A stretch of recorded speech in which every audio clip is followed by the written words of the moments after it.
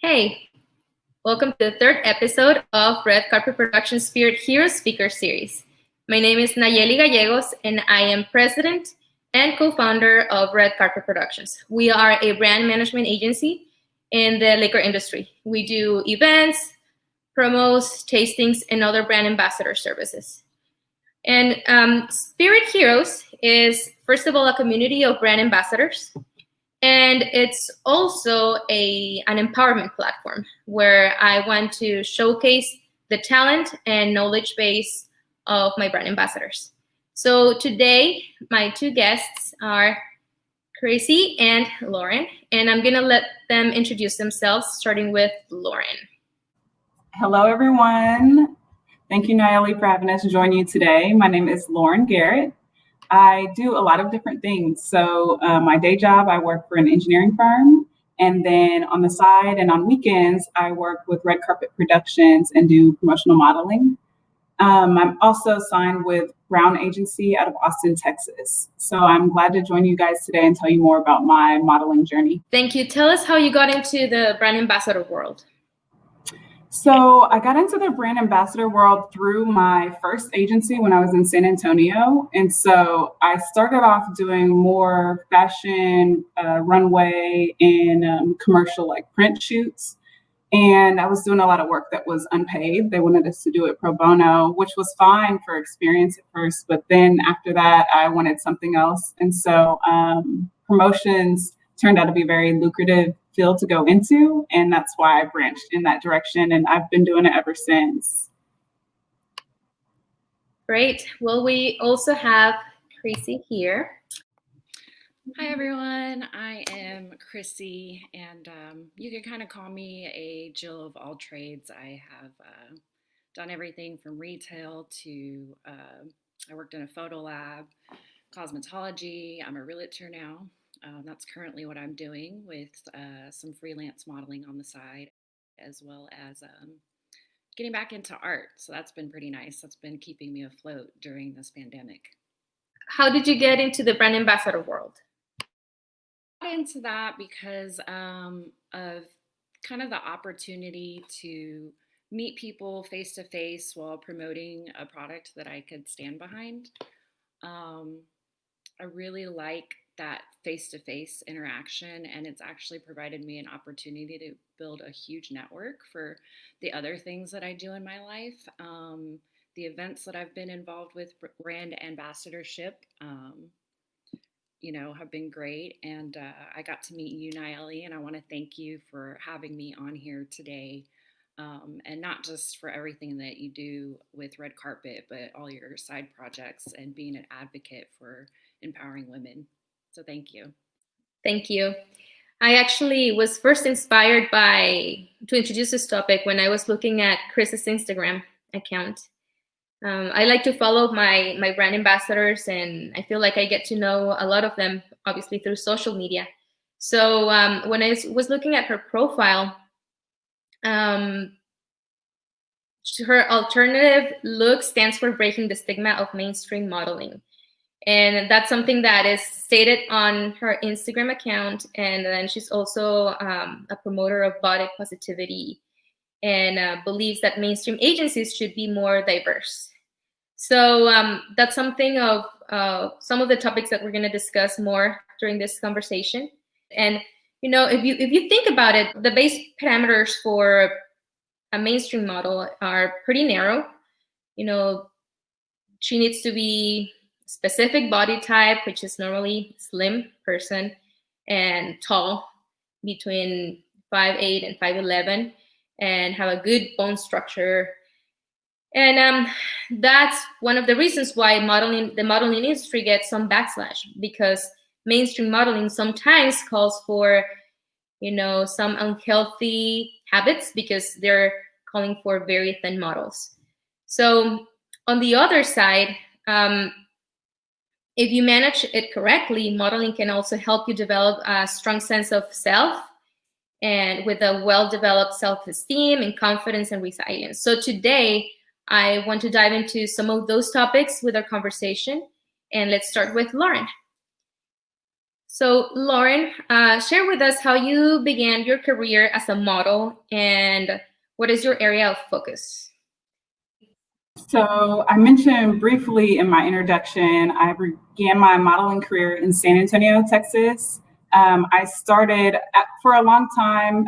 People would say, "Oh, you're tall. Oh, you're pretty. You should be a model. Are you a model?" And so I've been asked that for a while when I was young, and just decided, "Hey, let's go for it. Let's try it." So I signed with an agency, and they started sending me on work, and I try to do stuff on the side also to help build my experience as well. So I would do those shows like I was mentioning, bridal shows, fashion shows, and I was young, so my mom had to accompany me as my guardian because sometimes I was going to places like clubs and stuff at night where I would not have been able to get in if I wasn't a 21 or older. So my mom and my family were there to support me all along the way. So that's how I got my start. I move a lot. I'm actually a military brat, so I moved around a lot growing up and still move into my adulthood. So I moved and I got a different agency when I moved to Kansas City. I went to college at Kansas State University. So I did more catalog modeling when I was there. I linked up with a t-shirt company there that just supplied like game day shirts and uniforms. And then when I moved to Kansas City, I got an agency and started doing some work in Kansas City, and then moved to Austin and signed with Brown Agency. And my career really took off. I think all the work that I put in high school is paying off now. It really set that foundation. Even though I mentioned I wasn't getting paid, but that experience, it was a crucial experience.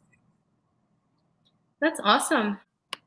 That's great. What do you consider has been your greatest challenge and your best accomplishment since you started? So challenges, like I was mentioning, I do appreciate the support of my family, but no one in my family models or had that experience or background. So it was a brand new thing for me and for us. And so navigating that modeling world can be challenging because it's all brand new. Where do I go? Who do I talk to? Who do I trust? There's so many different elements. You got to build your portfolio. What photographers do you want to work with? Who's reputable? Same with agencies. So that was a challenge, but I worked my way through it, and now I'm better for it and know what to do.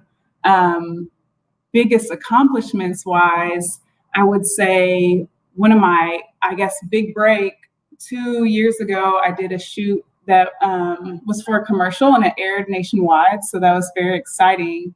And they flew me out to Seattle, and it was work, but it also felt a little bit like vacation. And so I had a great experience on that trip. And throughout that shoot, we shot in different locations. So I was able to travel a little bit throughout Washington and see the state. And that work turned into more money because we had different locations and different shoots. They're able to use it and renew our contract like throughout the years. So that was a huge one for me, and it just helped me gain more exposure. That must have been super fun. So this was 2 years ago. When was this? Yeah, 2 years ago in 2018. It was in December. I got an email from someone through a different network I had. So networks are important. Had nothing to do with modeling. He sent me an email for this casting, said you should do it. I sent in a video, just my roommate shot a video of me on the porch, and then that was in September. Didn't hear from them. So I'm like, I guess I didn't book it, but whatever, we keep trying. And then I heard back in November, and they're like, we need to book the shoot ASAP. We chose you. So I was very excited. And I'm happy for that team, that casting, because it was a diverse group as well. And it's different. It was an outdoor shoot. So when you think about nature, not a lot of people think, oh, people of color are outside enjoying nature, hiking and biking. But it was very good to have that experience, and something I'm passionate about too. That connect is important.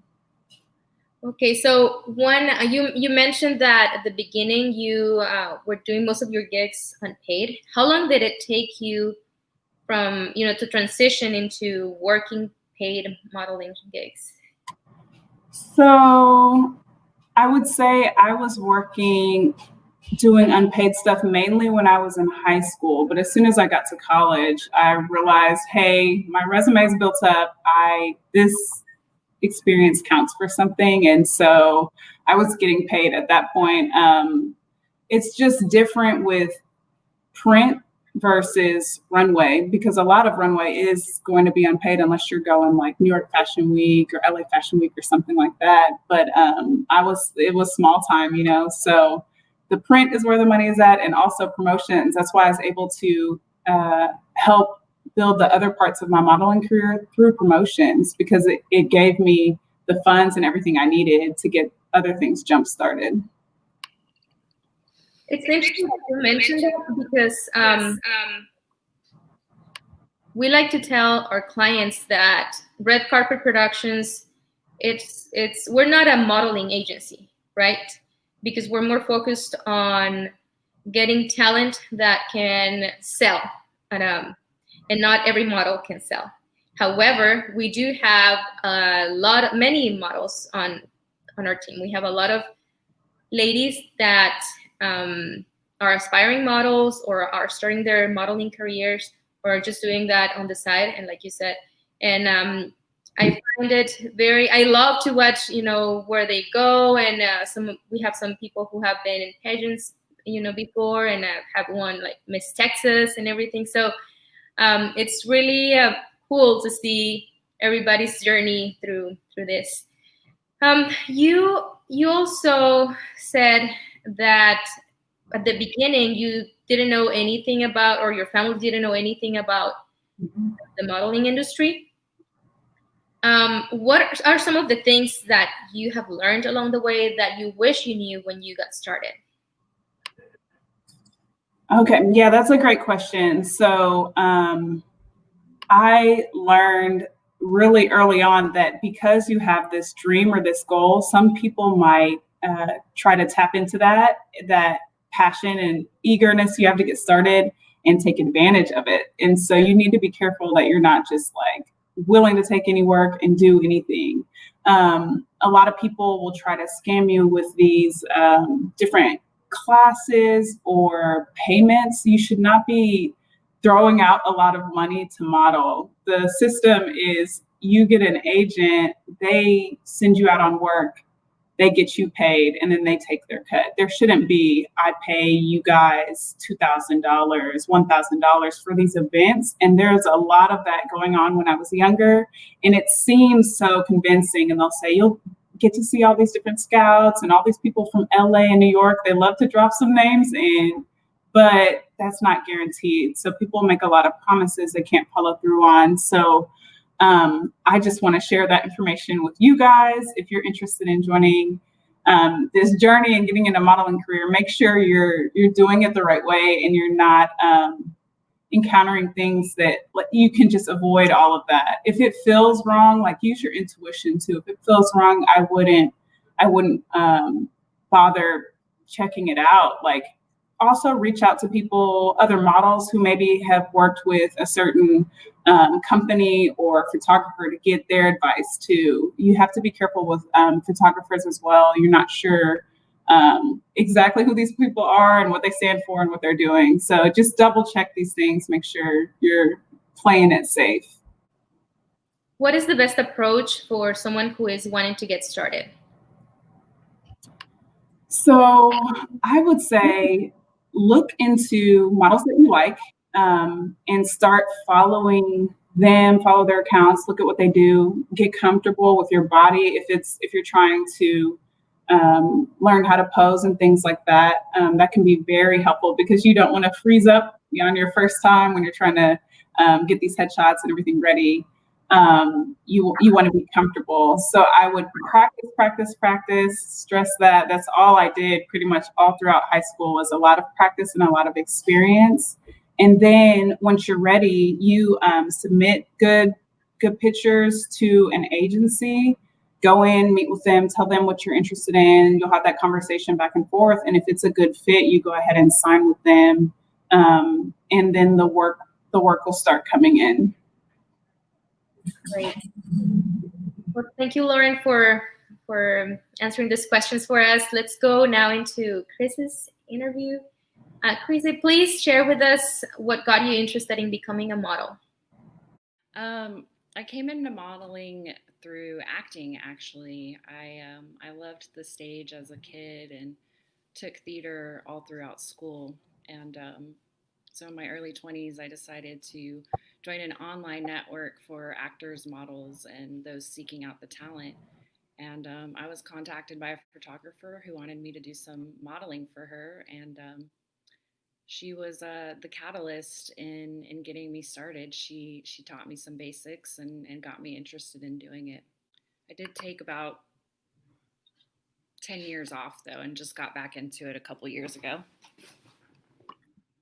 Great. You certainly have what is called the alternative model look, with your colored hair and your tattoos. Share with us what has been your experience and why you have decided to advocate for breaking the stigma of mainstream modeling. So, my experience having colored hair, more specifically, because I've had that for a very long time, and I did actually used to get my tattoos in places that were easy to hide them because I knew that that would be a deterrent for anyone looking for a model. Um, and there have been many instances where I had casting directors or the client themselves say that they absolutely loved me and they would love to work with me, but because of my hair or my tattoos, they had to go with a different candidate. And when it comes to the hair, I've been asked to color it, or I could wear a wig if it looks natural. But I do have a large back tattoo that has been, at some points, the thing that draws the line because it's just not that easy to cover. But I didn't want to conform to that because I am who I am, and this is how I choose to look on my outward appearance. I love to bring color to the world. And, I'm seeing a lot more colored hair these days. And so to me, it is becoming more normal. And I think we just kind of maybe need to desensitize the mainstream to that because, even my 72-year-old mother has blue in her hair. And, people come from all walks and they look different, different shapes, and we all choose to show our uniqueness on the outside by what we wear or how we do our hair. And I think the modeling industry needs to, an industry that's based on looks needs to have a standard of integrity that embraces everyone. I love that you mentioned that you decided to be true to yourself because I think that, and just in general with society, sometimes it's hard to do that just for a lot of people, because there's the we're constantly dealing with so much pressure from society that even when you're not trying to be a model, it's very hard sometimes to be yourself. So I applaud you for that. I love that. I was reading the other day a post, and I actually shared it with both of you. And it was directed to models, to new models. And the author was talking about photo shoots. And it gave several tips about choosing a trustworthy photographer and the dangers that you could face. It was mentioning your rights as a model, etc. You've obviously participated in several photo shoots. Please share with us what are some of the things that new models need to be aware of when they start working with new photographers. Well, most models getting into it, they might do some freelance work. I would definitely suggest, as Lauren had said, if you are in a position to get signed with an agency, that's really where it's going to be, the opportunities are going to be at, because your agent's going to put in the work and find those opportunities that suit you. And on a note on that, you should not be paying your agent. They should be making money off of your work. But you will need professional images and a comp card to submit to get signed with them. But when it comes to just getting started and maybe doing time for print shoots, which most models do to get into it, as Lauren mentioned, to gain experience and get more comfortable with your body. The thing I would say first and foremost is that if a photographer ever tells you you cannot bring a chaperone, that is a red flag. Because even if the place you're shooting, studio or whatever, doesn't have room for an extra person, they should be allowed in the vicinity. And then I would also say choose wisely. Modeling is time consuming and it's taxing on the body. Like, have you seen the way that their bodies are contorted sometimes? I had a college professor tell me that when it comes to modeling, if it can bend, bend it. It's something I've never forgot. So you definitely want to look for photographers that are in line with the look that you like, what you're trying to put out there.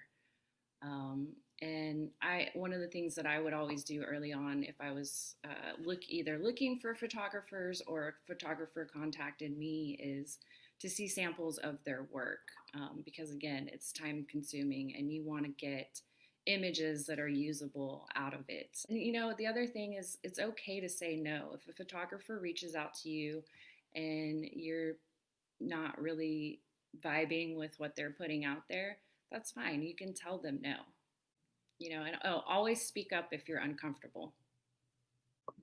Those are great tips, and it goes in line with what I had heard before. And but it's very important, because sometimes I feel like you're trying to get yourself out there, and if you're new to this, you say yes to any and all opportunities that come your way, and it's important to be aware of those things that you just mentioned. So that's great. You're an advocate of body positivity and vulnerability. Tell us why you think that's important and how you're communicating your message. So I think it's really important to be body positive because, this is our body, this is who we are. And, there are certain things that you can do to change the way you look. If you start working out because you want to lose weight or you want more muscle. There's also things that we can't change about ourselves, unless you want to get plastic surgery involved or something like that. And so I think embracing what you're born with and what you're given is a great thing. But I do also have friends that have had plastic surgery, and for them, that made them feel better about who they were. And to me, that's the ultimate point, is that you should be comfortable with who you are and love your body. And I think that vulnerability kind of just goes hand in hand with that, because putting yourself out there as you are is very vulnerable, and in regards to body positivity, at one point in my life, I gained 40 pounds in a month. I have stretch marks and freckles and moles, but I love every bit of it because it's part of who I am. And I'm trying to put that message out there with, when I post, I try to write things, and I like poetry. I like to get creative, and so I try to write it poetically. And I actually, I saved one of the things I had posted not too long ago that I wanted to read really quick, that I think kind of sums up a lot of what I mean. And that is, a body flawed and full of imperfections, but hold fast, my love. I've never seen something remarkably alluring as the marks you bear inadequately. And what I mean by this is to love your flaws and wear them proudly, because there could be a story behind every one of them. I've got a story for why I gained 40 pounds in a month. I won't get into it, but it became a part of who I am. And so I'm very proud of that. I love that. Did you write that? Yes, I did write that. I see that you put a lot of poems in your Instagram. Is that all written by you? Yes, those are all written by me, and the little sketches that those are posted on, I did those as well. I strongly suggest that for anybody listening to visit this lady's Instagram accounts. They have a lot to share with the world. I love following them. We have 2 comments here. It just says Facebook user, so it doesn't have a specific name, but it says, for more than 30 years, my motto has been, let your love shine, be love. And then we have another one that says, we make an impact. So I hope I'm able to see who wrote that once I log into Facebook, but right now it just says Facebook user. So, but thank you for commenting and for being here. We appreciate everybody who's joining our conversation today. Lauren, would you like to add anything to what Chris has just mentioned, or based on your experience, how you have been able to love your body as perfect and imperfect as it is? Sure. I would say, as far as those who are aspiring models and looking to get into this industry, you will learn about rejection, but you can spin it as a positive. Don't think of it as they're rejecting me and they don't like me as a person. You don't take it personally. You just think, they had a vision for who they wanted for this job, and I don't have that look. It's the look, it's not you, who you are. So you will find something that your look is perfect for, and you'll book the job. There's going to be no's. It's just how life is and how the industry is. So I just submit myself for more and more and more to get to the yeses. So I might have like 10 rejections, 10 no's, but then I book that one job, and it's great. So push through the no's. Don't get disheartened by that. And the comment, I like the comment she had about vulnerability. That's also something I'm still learning about too, because if you're not opening it up and you're not comfortable with yourself, people can see that. And so you go to a casting, part of it is your look and part of it is your performance, your delivery. And they want you to be vulnerable and be able to do something crazy. If they say, make this sound or jump up or do this, can you do that comfortably and not be awkward about it? And, I don't know if I should, or how am I going to look? Just go with it. Being vulnerable is a huge, huge skill to have and just to practice daily. It takes a lot to be vulnerable and put yourself in that position. So I agree. I totally agree with you guys. So now that we had this conversation, I normally like to finish my sessions with a message about why you think being a brand ambassador is important to brands in general. So let's start this time with Chrissy first, and then we'll go into Lauren's message.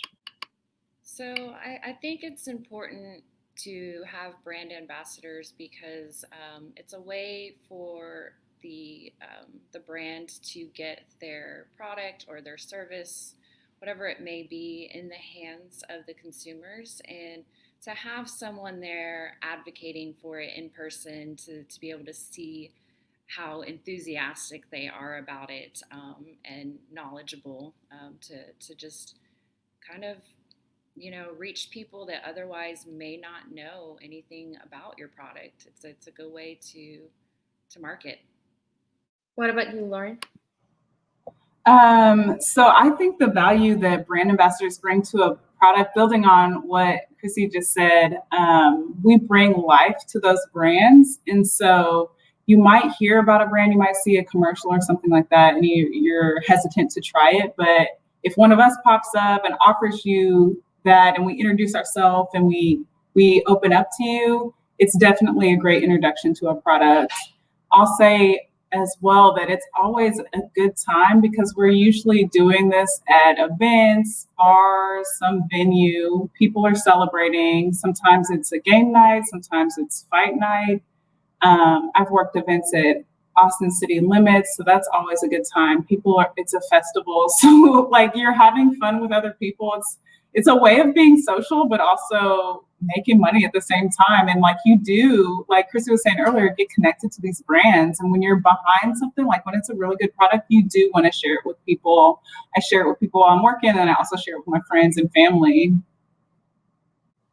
I agree. It's super fun. And I feel like something that I try to promote within Red Carpet is, we want our brand ambassadors to really feel like they are a part of the brand they're representing. Yes, you are having fun and you're making money and everything, but we always remind people, right now when you're talking to a potential client, they see you, but they also see the brand. So it's very important for us to have people that can connect and that can embody the brand in their own personality. So that's great. And I thank you both for being on the team. I want you to know that you are very, very appreciated. And I thank you for sharing your experience with us today. It is very important for me to show the community that I have great talent in my team. And yes, it's beauty, but it's also brains and experience. And that's why I have this platform. So for anybody listening who is part of the team, if you are an expert on something, or if you are just passionate about something that you would like to share, please let me know. I want to hear from you.